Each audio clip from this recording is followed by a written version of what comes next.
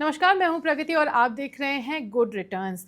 परसों रात से 25% टैरिफ और उसके ऊपर पेनाल्टी, यही एक मुद्दा है जो हर जगह छाया हुआ है। शेयर बाजार पर कैसा असर पड़ेगा, भारतीय इकोनॉमी पर कैसा असर पड़ेगा, लोग जानना चाहते हैं कि हमारी इकोनॉमी को कहीं ज़्यादा नुकसान तो नहीं हो जाएगा, किन सेक्टर्स पर सबसे ज़्यादा असर पड़ेगा।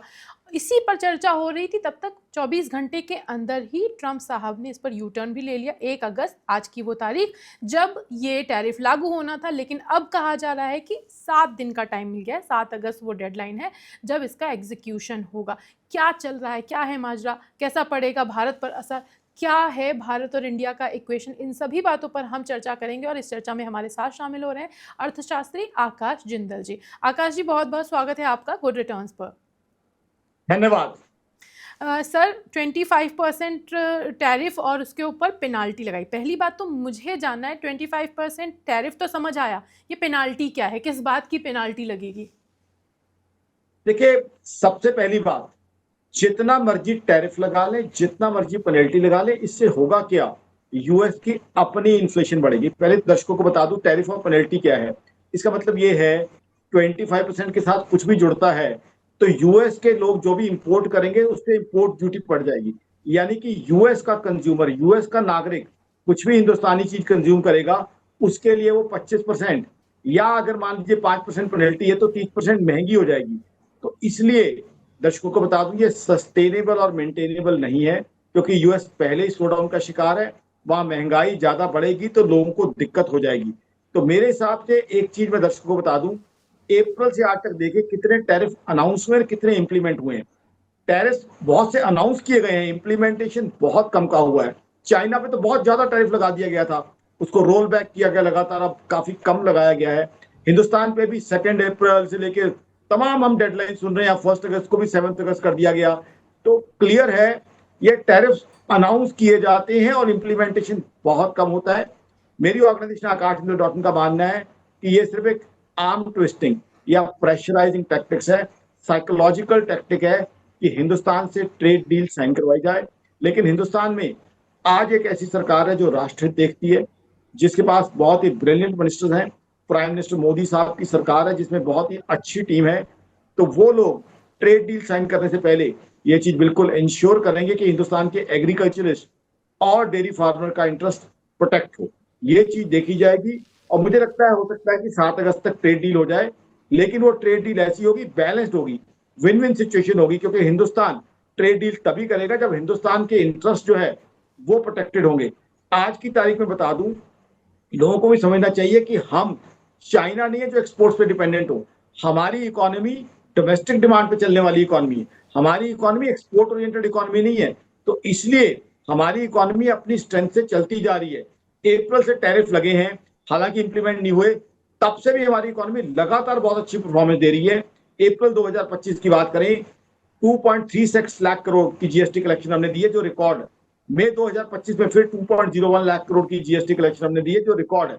जीडीपी ग्रोथ 7.4% रही है हमारी जनवरी टू मार्च 2025 की, जो कि बड़ी इकोनॉमी में से फास्टेस्ट ग्रोइंग इकोनॉमी में बनाती है।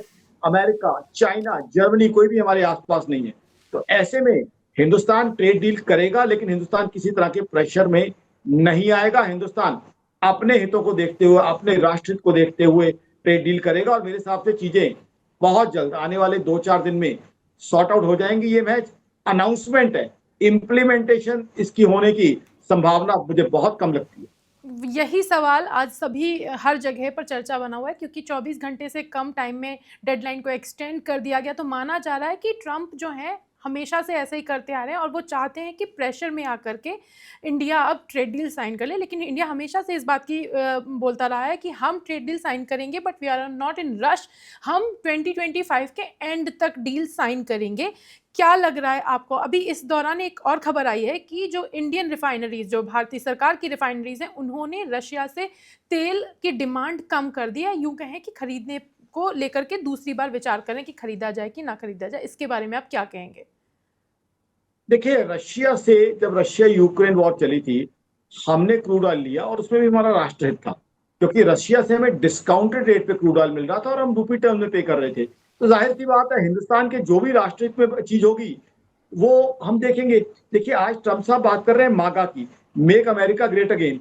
तो हम हिंदुस्तानी क्यों ना हिंदुस्तान को और बड़ा बनाए, और हिंदुस्तान तो लगातार तरक्की कर रहा है। प्रधानमंत्री नरेंद्र मोदी साहब की सरकार के अंडर हिंदुस्तान लगातार तरक्की कर रहा है।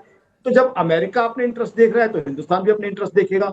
अब जब ट्रेड डील की बात आ रही है तो देखिए, हम हिंदुस्तानी, हमारी जो सरकार है वो व्यापार कुशल भी है और व्यापार कुशल भी है।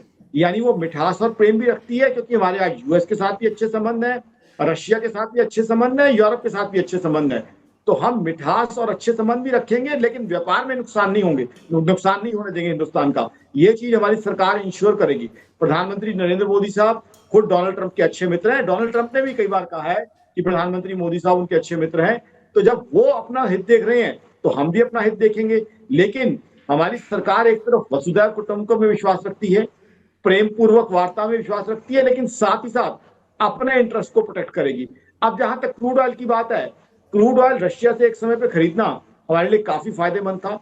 रशिया हमसे रुपये में पेमेंट ले रहा था।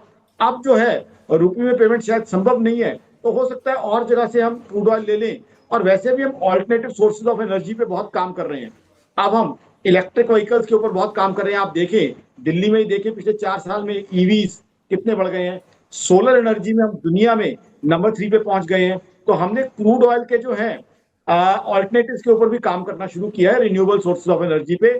तो हिंदुस्तान क्रूड ऑयल की जो है ग्लोबल डिपेंडेंस या इंपोर्ट डिपेंडेंस से धीरे धीरे अपने आप को जो है बचाता जा रहा है। तो हमारी इंपोर्ट डिपेंडेंस धीरे धीरे कम होती जा रही है। हमारी सरकार इस तरफ काम कर रही है कि हम सेल्फ सफिशिएंट हो जाए। जो आत्मनिर्भर की बात की जाती है एनर्जी में भी, चाहे वो सोलर एनर्जी हो, चाहे वो इलेक्ट्रिक एनर्जी हो, विंडमिल एनर्जी हो, या बायो एनर्जी हो, कई तरह की एनर्जी पे काम किया जा रहा है। न्यूक्लियर एनर्जी पे भी काम किया जा रहा है। और सोलर एनर्जी पे तो हमें काम और करना चाहिए, क्योंकि हिंदुस्तान में अच्छी खासी धूप होती है और उसके ऊपर हमारी सरकार ने काफी अच्छा काम भी किया और काफी अच्छी ग्रोथ भी किया हमने।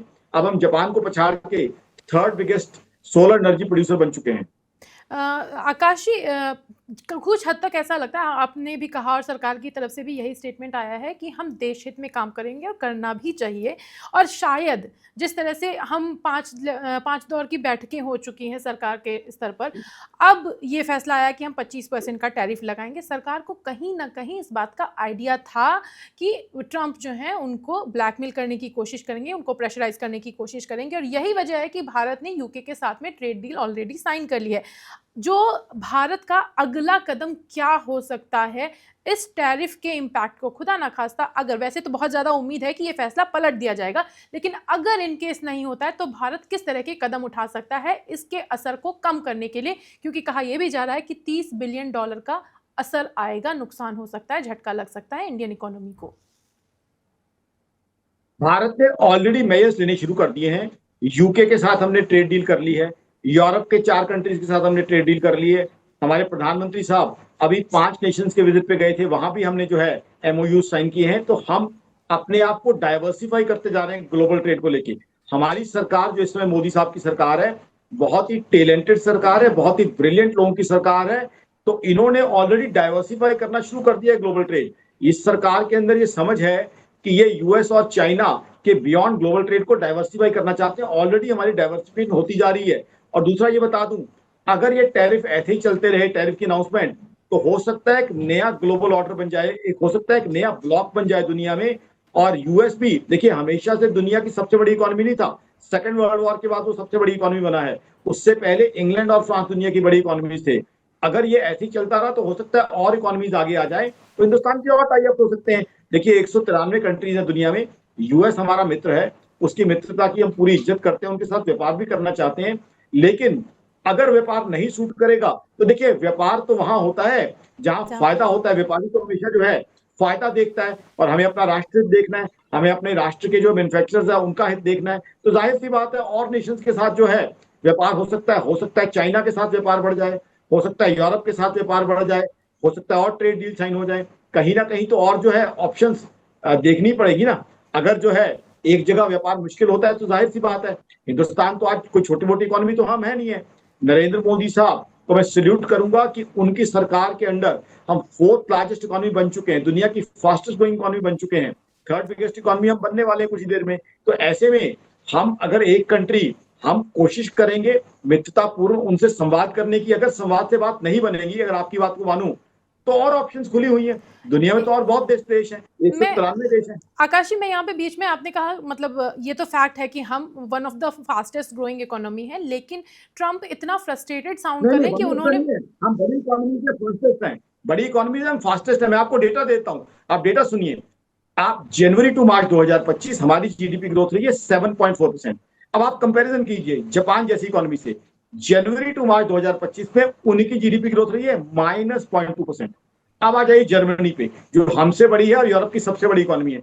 अक्टूबर टू दिसंबर 2024 जर्मनी की जीडीपी ग्रोथ रही है -0.2%। अब आ जाइए यूके पे, सितंबर अक्टूबर 2024 उनकी जीडीपी ग्रोथ रही है -0.1%। यूएस खुद रशिया यूक्रेन वॉर स्टार्ट होने के बाद 2 क्वार्टर्स उनकी जीडीपी ग्रोथ नेगेटिव में गई है। तो आज डेटा क्लियरली बता रही है, आकाश इंदल या आकाश इंदल .in नहीं, ग्लोबली एक्सेप्टेड डेटा है कि हम दुनिया की बड़ी इकोनॉमीज में से फास्टेस्ट ग्रोइंग इकोनॉमी है। और ये आज की तारीख में ग्लोबल एजेंसीज भी कह चुकी हैं। तो इसमें कोई शक नहीं है कि आज हम चमकता हुआ सितारा है और बहुत जल्द हम $5 ट्रिलियन इकोनॉमी बनने वाले हैं। तो मैं जो है किसी अभिमान के साथ नहीं कह रहा हूं, मैं एक हिंदुस्तानी होने के नाते दुनिया को अर्जी कर रहा हूं कि देखिए अब हिंदुस्तान तरक्की कर रहा है। अब आपको हमारे साथ व्यापार करना आपके लिए फायदे की चीज है। अब चमकते हुए सितारे से एग्जैक्टली सर, यही पॉइंट है कि हमारी इकोनॉमी काफ़ी तेज़ी से बढ़ रही है, लेकिन उसके बावजूद ट्रंप ने मतलब ये सभी को पता है कि भारत में दम है, लेकिन उन्होंने फिर भी इकोनॉमी को डेड क्यों बताया? ही सेड कि डेड इकोनॉमी है। और मुझे ऐसा लगता है, मतलब personally I was listening him, तो मुझे जब उनका पोस्ट जो है उसमें उन्होंने कहा कि रशिया के साथ चूंकि हमारे अच्छे रिश्ते हैं, हम उनसे तेल खरीदते हैं, इस वजह से वो हम पे टैरिफ लगा रहे हैं। डोंट यू थिंक कि यहाँ पर मुद्दा उनका ट्रेड भी नहीं है, he is operating with the fear कि कहीं जो अमेरिका की सुपर पावर की पोजीशन है उसको खतरा ना आ जाए, कहीं डी डॉलराइजेशन ना हो जाए, और इसकी वजह से लोगों को वो डरा रहे हैं, धमका रहे हैं, अपने बिग ब्रदर वाली जो पोजीशन है उसका इस्तेमाल कर रहे हैं। अमेरिका में try so many things, but are those things going to work? Those things are not going to work. See, if America tomorrow goes and implements tariffs against A nation, B nation, C nation, what would happen? Inflation in America would rise to such an extent that it would be very difficult for its own citizens. I'll take you back to start of Russia-Ukraine war. The moment Russia-Ukraine war started, inflation in America went to as high as 9.2%. US crude oil went to $127 per barrel. If they go on applying tariffs, there was a statement that we'll apply tariffs on BRIC nations. There was a statement that we'll apply tariffs on India. So if they keep on applying tariffs on everybody, what would happen to American economy? So what would happen to the concept of MAGA? So America, of course, they are the biggest economy, most powerful economy. But today they are not a very successful economy. So they must ensure that their economy also prospers. So they shouldn't levy tariffs the way they have been. That's what I sincerely feel. जिस तरह की चर्चा हो रही है, जिस तरह के बाजार में खबरें आ रही हैं कि ट्रंप ने जो 25% का टैरिफ लगाया है उसके ऊपर पेनाल्टी लगेगी, तो कहीं ना कहीं सभी को समझ आ रहा है कि अमेरिका ये जो रूल है, जो टैरिफ है, वो लगने वाला नहीं है। ये सिर्फ और सिर्फ एक ब्लैकमेल टेक्निक है जिसका इस्तेमाल वो कर रहा है ताकि उसकी मांगों के आगे झुका जा सके, क्योंकि भारत अलाउ नहीं कर रहा है अमेरिका को अपने डेयरी एंड प्रोडक्ट्स सेक्टर में एंट्री करने के लिए। कृषि क्षेत्र में वो एंट्री करना चाहता है, वहां पर नहीं करना चाहता, और इसीलिए सरकार की तरफ से स्पेशली इस्तेमाल किया गया है कि देश हित में हम काम करेंगे।